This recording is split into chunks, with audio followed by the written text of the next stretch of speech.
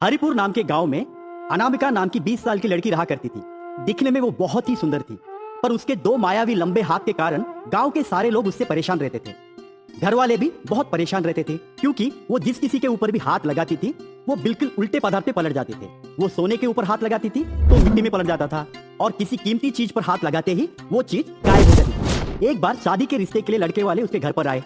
पहले तो लड़का अनामिका के लंबे हाथ देखकर डर गया, और ऊपर से जब वो लड़का अनामिका से हाथ मिलाया तो उसके हाथों के अंगूठियां मिट्टी में पलट गए।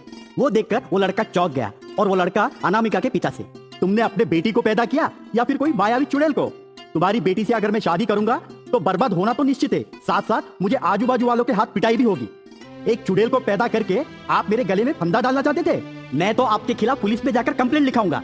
अनामिका के पिता लड़के के पैर पर गिर गए और वो रोते हुए उस लड़के से, देखो बेटा, हमें माफ कर दो। हमारी किस्मत फूट गई थी जो ऐसी लड़की हमारे घर पर पैदा हुई।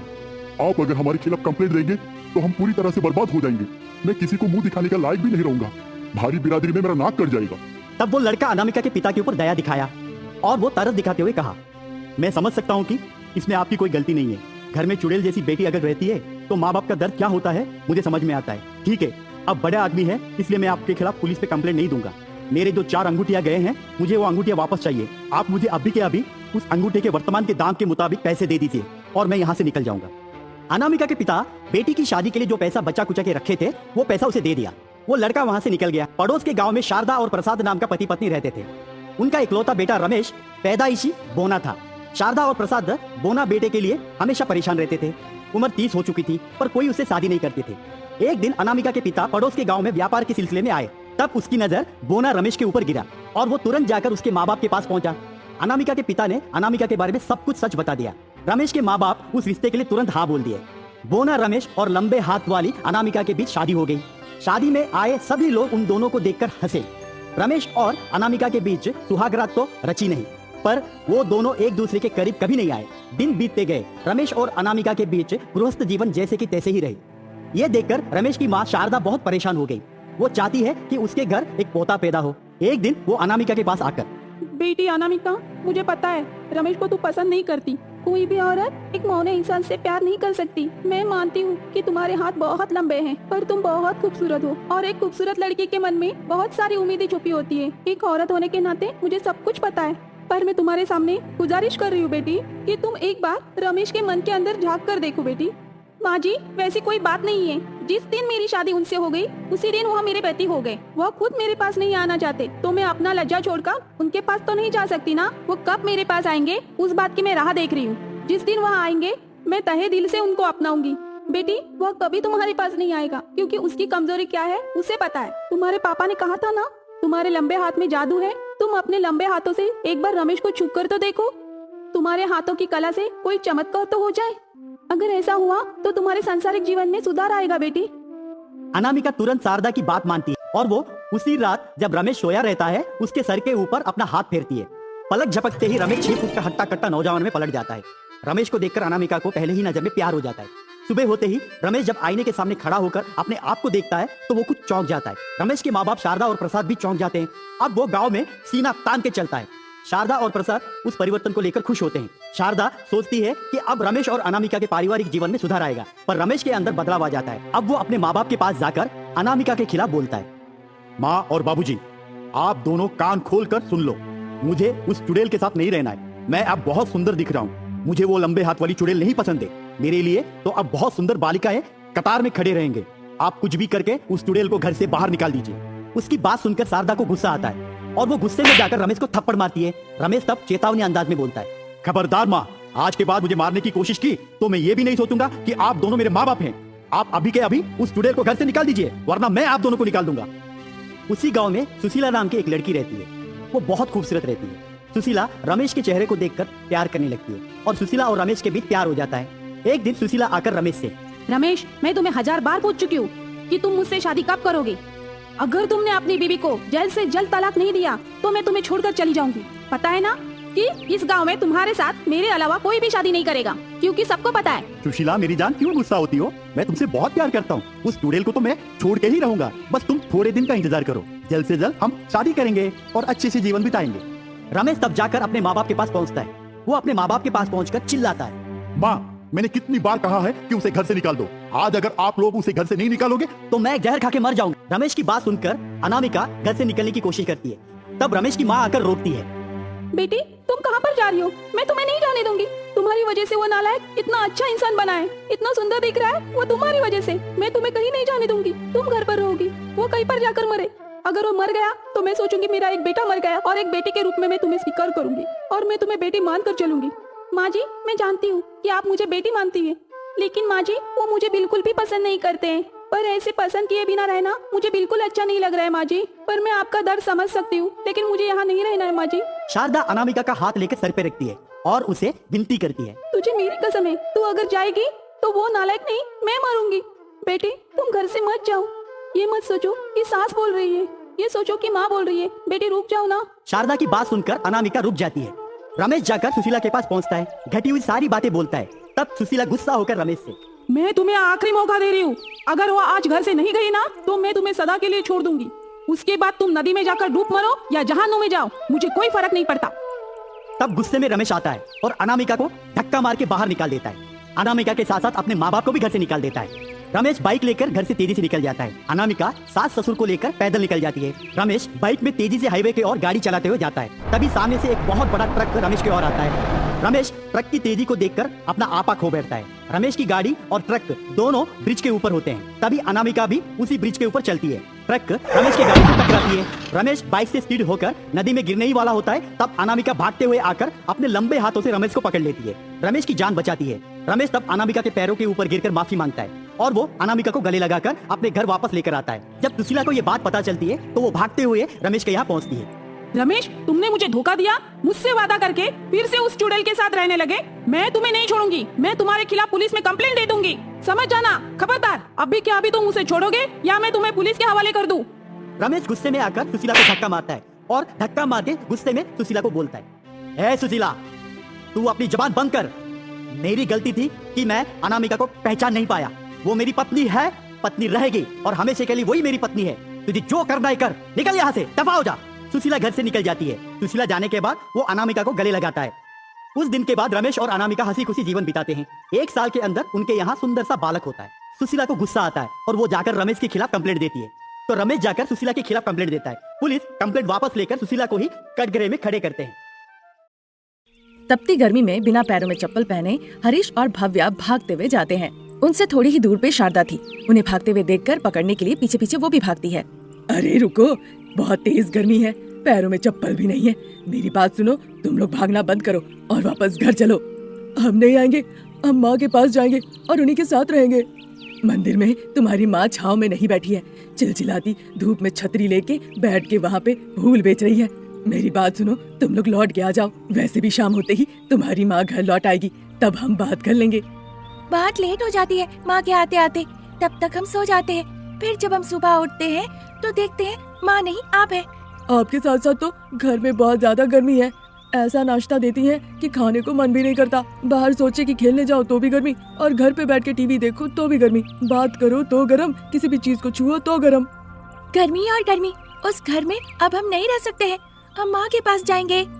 इस तरह कहकर हरीश और भव्या गरीब बहुरानी अनामिका जो कि फूल बेच रही थी मंदिर के बाहर, उसके पास भागते हुए जाते हैं। बच्चों को वहाँ देखकर अनामिका चिंतित हो जाती है। पीछे पीछे शारदा आती है, वो भी बेहोश होने की हालत में। अरे माँ जी, क्या हो गया? पहले हरीश और भव्या ऐसे भागते हुए आए, फिर आप पीछे पीछे भागते हुए आ रही है। किसी कुत्ते पे पत्थर फेंका है क्या? या फिर किसी सोते हुए बैल के पूंछ पकड़ के आप लोगों ने खींचा हो और वो भगा रहा हो? हुआ क्या माँ जी? कुछ नहीं हुआ बहू। अपने बेटा और बेटी जो कि पहले तुम्हारे पास भागते हुए आए, उनसे पूछो, उसके बाद मैं बताती हूँ। क्या हो गया बच्चे, तुम लोग इस तरह से भागते हुए यहाँ पे क्यों आए? घर बहुत गर्म है, जो कुछ हम छूते हैं उसमें गर्मी लगती है।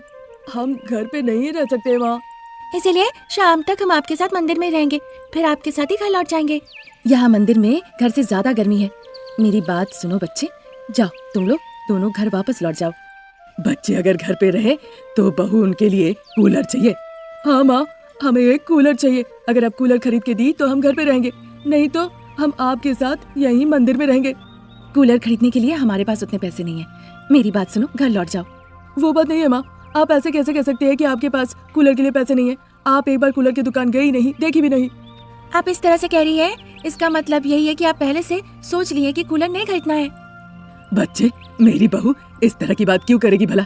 अगर नहीं है तभी वो कह रही है कि नहीं है, या वो पहले ही तुम लोगों को बिना बता के दुकान में गई हो और उसे बहुत महंगा लगा हो। हाँ बच्चे, दादी बिल्कुल सही कह रही है। मुझे पता है कि हमारा घर कितना गर्म हो जाता है, इसीलिए तुम लोगों को बिना बताए मैं कूलर की दुकान में गई थी। वहाँ कूलर बहुत महंगे मिल रहे थे और हमारे पास उतने पैसे नहीं कि हम उतना महंगा कूलर अपने घर के लिए खरीद के ले आए। चलो बच्चे, घर चलो, बाहर बहुत तेज धूप है, घर वापस चलो। माँ तुम्हारी फूल बेचकर शाम तक घर लौट आएगी। अभी घर चलो बच्चे। इस तरह सास बहू चाहे कितनी भी कोशिश क्यों ना कर ले, लेकिन हरीश और भव्या उनकी एक बात नहीं सुनते। ठीक है माँ, एक बार हमारे खातिर कूलर की दुकान में चलो।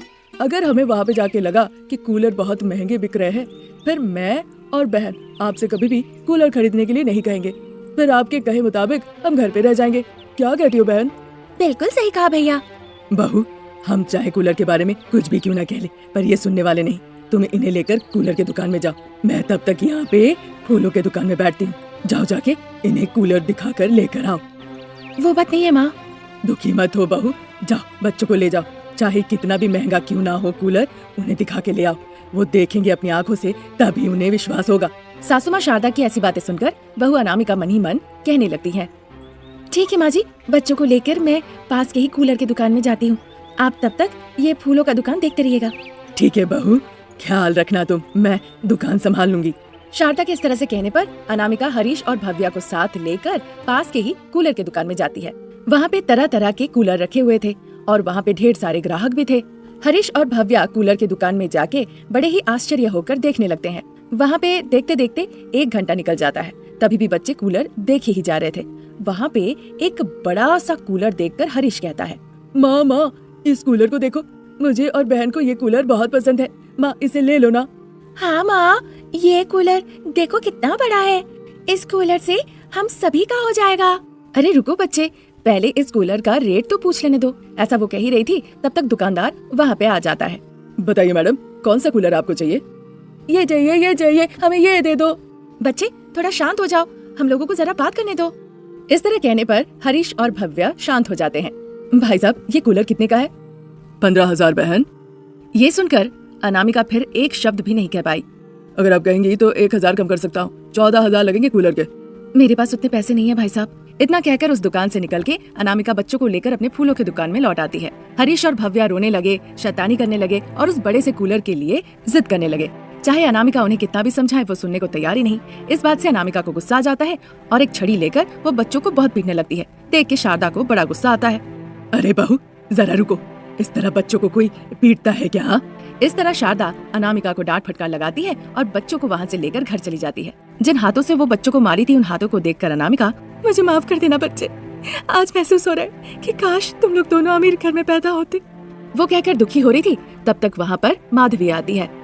अरे अनामिका, तुम बच्चों को उस तरह से क्यों मार रही थी?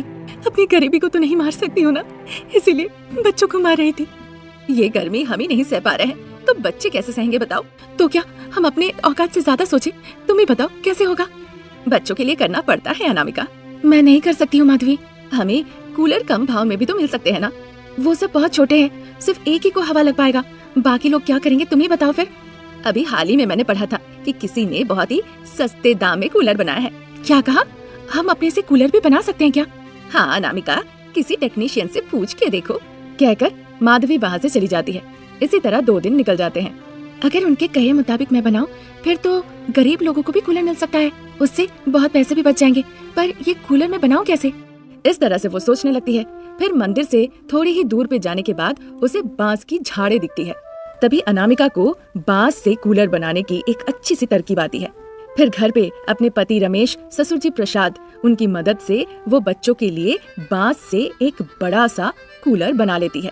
फिर कूलर को ऑन किया जाता है। उस बांस के कूलर से ठंडी ठंडी हवा आने लगती है। ये देखकर भव्या और हरीश बहुत खुश होते हैं। माँ, ये बांस से बना हुआ कूलर बहुत अच्छा है, बहुत ठंडी हवा आ रही है। सच में माँ, इससे आ रही हवा बहुत ठंडी है।